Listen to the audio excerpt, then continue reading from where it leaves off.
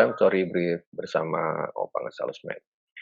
Berjudul How to Have a Good Day, penulis Caroline Webb. Pernahkah kita dalam suatu hari merasa tidak produktif, bahkan merasa sia-sia? Lalu apa yang harus kita lakukan jika kita merasakan seperti itu? Kita bisa mulai dengan pertama susun rencana hari ini dengan niat dan tujuan yang jelas. Kita bisa pilih rencana aktivitas yang hanya mengarah ke tujuan.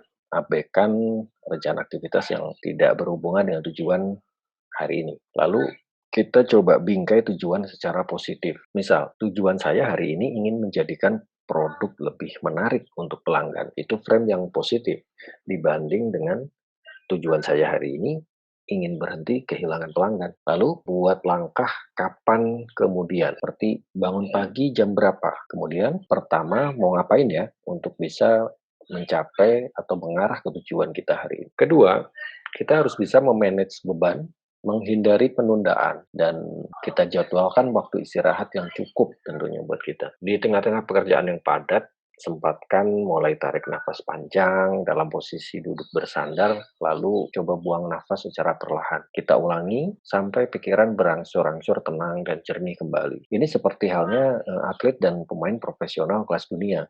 Setiap mereka berlatih dalam rentang waktu 90 menit, mereka menyempatkan istirahat beberapa menit di sela-selanya. Saat pikiran kita sudah mulai tenang dan jernih, kita putuskan segera untuk memulai kerja lagi dari mana. Kemudian yang ketiga, buatlah lingkungan sekeliling yang menyenangkan dengan membangun hubungan atau interaksi yang baik kepada setiap orang yang kita temui atau kita ajak berinteraksi, dan selesaikan ketegangan-ketegangan secara langsung.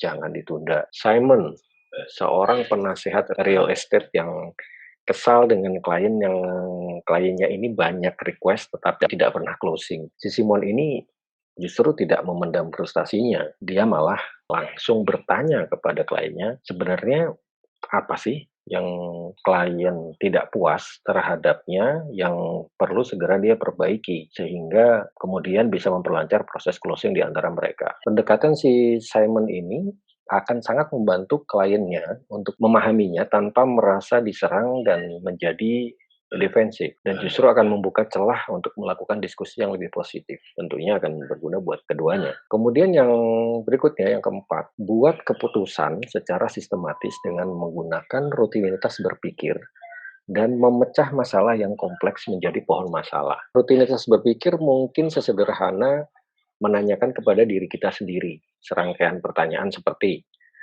apa saja alternatif dan potensi kerugian dari pilihan keputusan ini?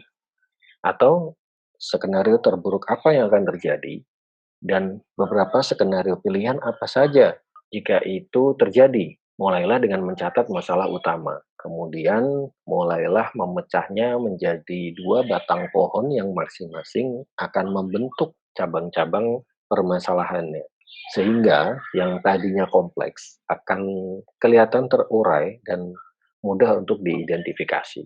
Kemudian yang berikutnya, yang kelima, bangun kepercayaan diri dengan memikirkan masalah yang pernah sukses kita atasi di masa lalu, dan tingkatkan energi dengan pikiran yang positif. Beralih ke pikiran positif di masa-masa sulit adalah cara pasti untuk menyuntikkan energi dan menghibur hari-hari kita. Mulailah dengan mengidentifikasi pola mental, fisik, temporal, dan pemicunya. Misalnya, kita sering merasa ngantuk setelah makan siang.